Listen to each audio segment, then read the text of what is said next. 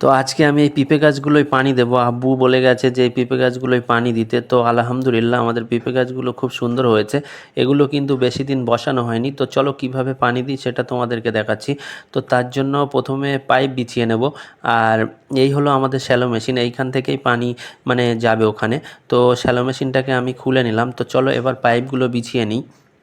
তো যেহেতু এক হাত দিয়ে ক্যামেরা করছি, পাইপ বিছাতে অসুবিধা হচ্ছে। তো আমি পাইপগুলো বিছিয়ে নিই। তো আমার পাইপ বিছানো হয়ে গেছে। এবার চলো মেশিন স্টার্ট দিতে হবে। তো তার জন্য সর্বপ্রথম আমাদেরকে মেশিনে পানি তুলে নিতে হবে এইখানে। তো তার জন্য কল টানতে হবে। তো চলো প্রথমে আমি কল টেনে এখানে পানিটা তুলে নিই।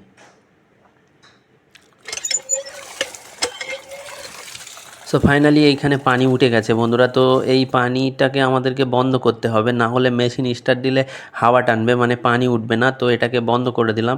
তো চলো এবার তেলটাকে ঢেলে নিই। যেহেতু এখন কেরোসিন পাওয়া যায় না, আমাদেরকে ডিজেলই ব্যবহার করতে হয়। তো ডিজেলটাকে আমি ঢেলে নিই, ঢেলে নিয়ে তারপরে মেশিনটাকে স্টার্ট দিচ্ছি।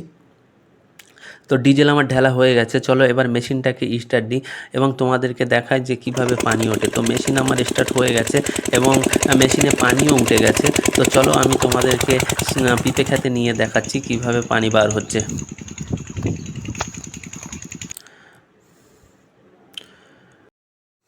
তো ফাইনালি বন্ধুরা দেখো পিঁপে খেতে পানি চলে এসছে। তো এই পানিগুলো মানে এই যে নালা কাটা আছে, মানে এই নালা বয়ে বয়ে পুরো পিঁপে খাতটা হয়ে যাবে। তো এই যেহেতু ভীষণ গরম পড়ছে, এই গরমে যদি এই পিঁপে গাছগুলোয় পানি না দেওয়া হয় তাহলে পিঁপে গাছগুলো মরে যাবে। তো আমার পানি দেওয়া কমপ্লিট হয়ে গেছে বন্ধুরা। তো আজকের ভিডিও এতটুকুই, আবার দেখা হবে নতুন কোনো ভিডিওতে।